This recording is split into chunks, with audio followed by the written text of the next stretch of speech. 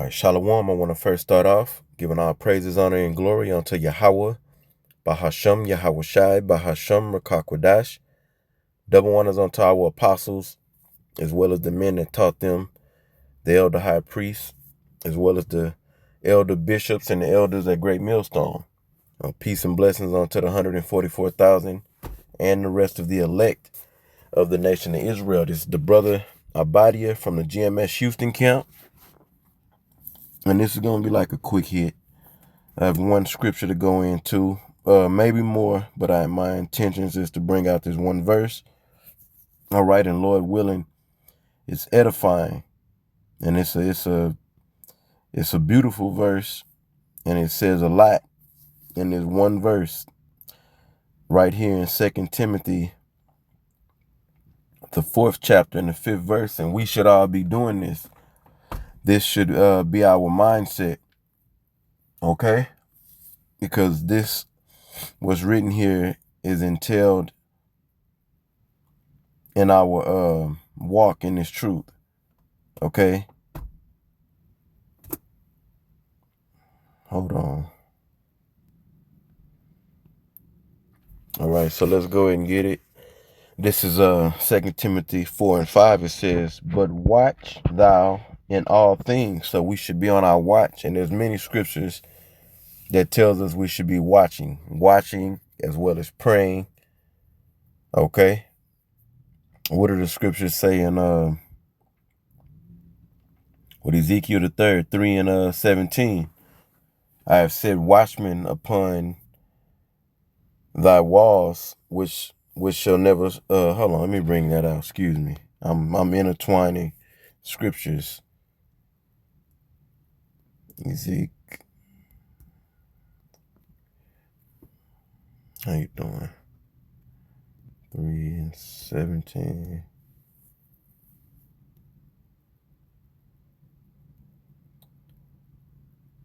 All right, Ezekiel 3 and 17, it says, "Son of man, I have made thee a watchman unto the house of Israel. Therefore hear the word at my mouth and give them warning." So this is one major reason why we're supposed to be on our watch. Okay, watching is so that we can give the warning to our people. All right, whether they hear or forbear. That's our job. So we're supposed to be watching, for the prophecies written in the scriptures in the earth, and then we filter it through the scriptures and we bring it out. Like right now, which is everybody knows, a lot of people are not really paying attention here in Babylon the Great. They're not really it's not setting in on them the severity of what's going on. We're in World War III, but because bombs are not dropping over here, bullets are not flying on American soil, these people over here are not really concerned. Most people, it's Sunday, people woke up and, went to church.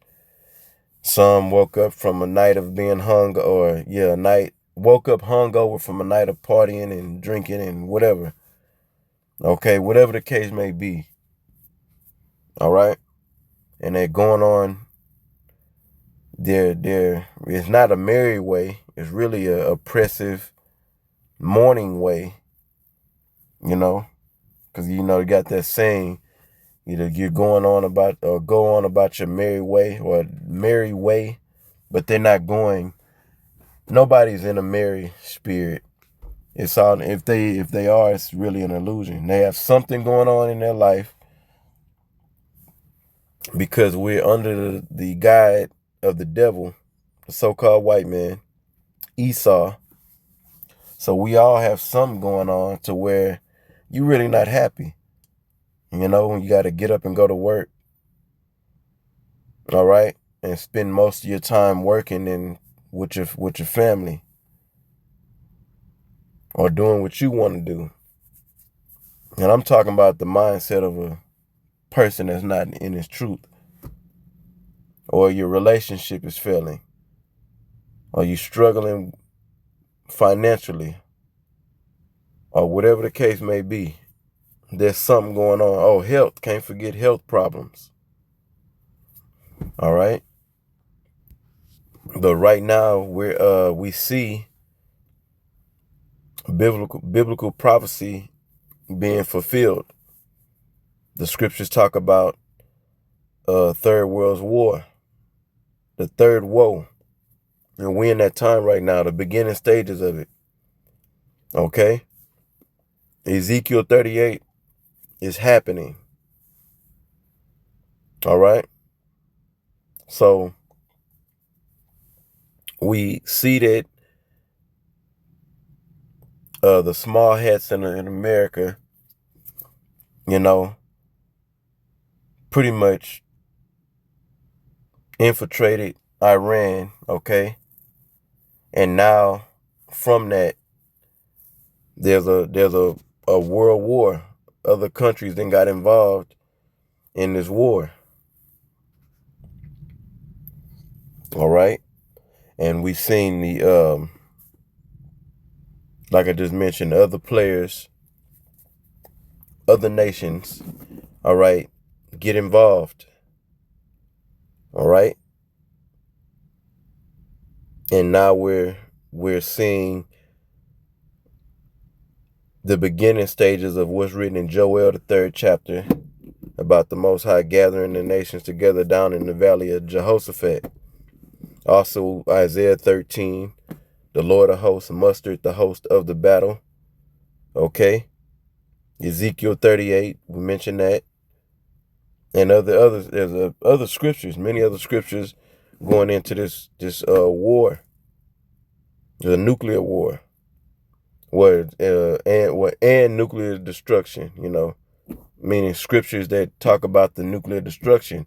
How does the nuclear destruction on America going to happen?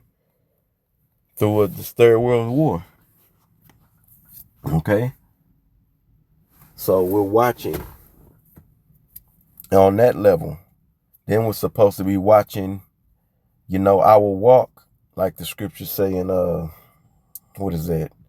2 Corinthians, the 13th chapter. Wait, hold on. Let me check.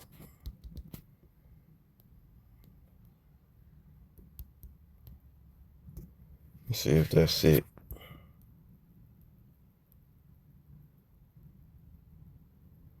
Yes, 2 Corinthians 13:5, it says, examine yourselves whether ye be in the faith. So we should all be doing this, which it takes a watching for this. For if you're examining, yourself, you're paying attention, you're watching, you're paying attention to how you're moving in this truth.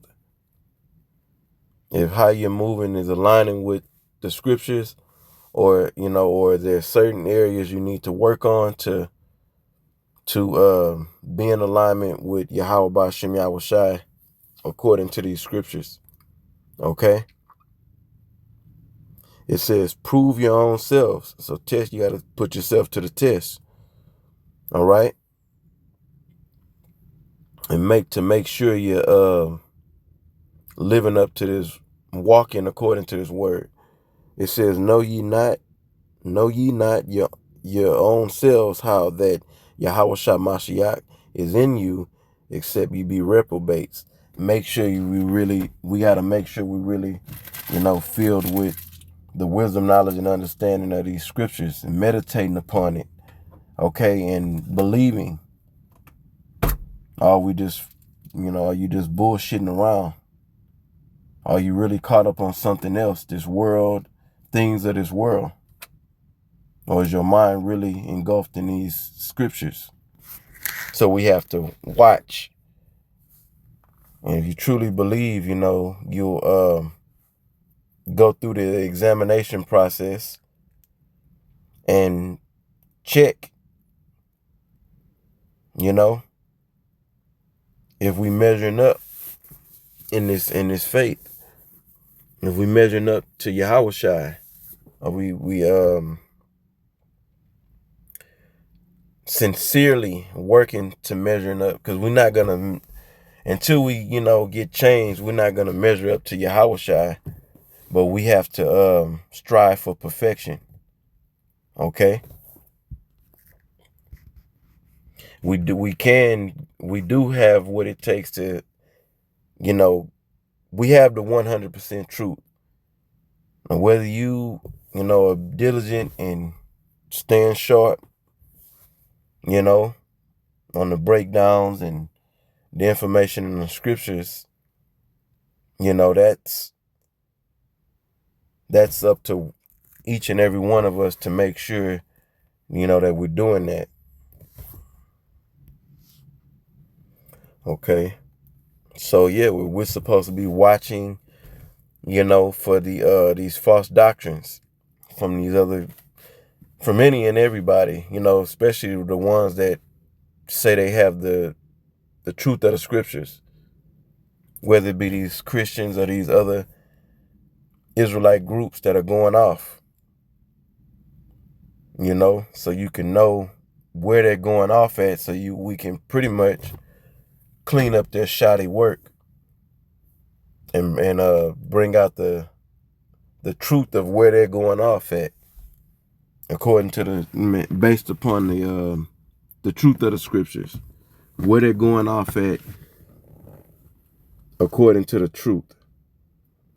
All right. So it says, but watch thou in all things, endure afflictions. Yep. Pray to Yahweh Shem Yahushai that you can get through the afflictions. Not that he take the afflictions away. Okay? Because we're reading it. We're supposed to go through afflictions, so we have to endure them.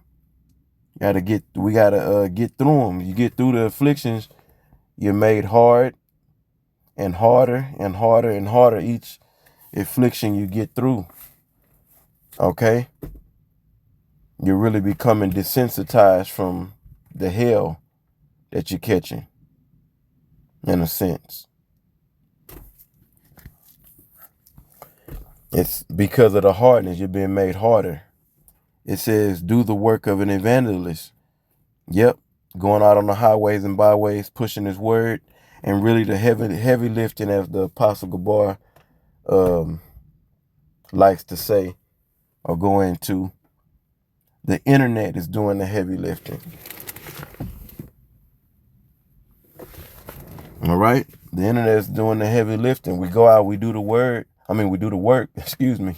We push the word, we do the work, and the internet gets that work, that body of work, across the four corners of the earth via the World Wide Web. Okay? And then we do lessons. All right? And we, how can you say, it's a level of intensity that goes into us teaching, You see a lot of enthused emotions in the teaching. All right? We're not out there like, like you're at a Catholic church. If you ever been inside a Catholic church, it's dead up in there. No liveliness in there. Oh, I'm glad I said that. Yeah, we're supposed to be lively stones, as the scriptures say. Was that 1st or 2nd Peter, the 2nd chapter, the 5th verse? I always forget what book that's in. I believe it's in 1st Peter.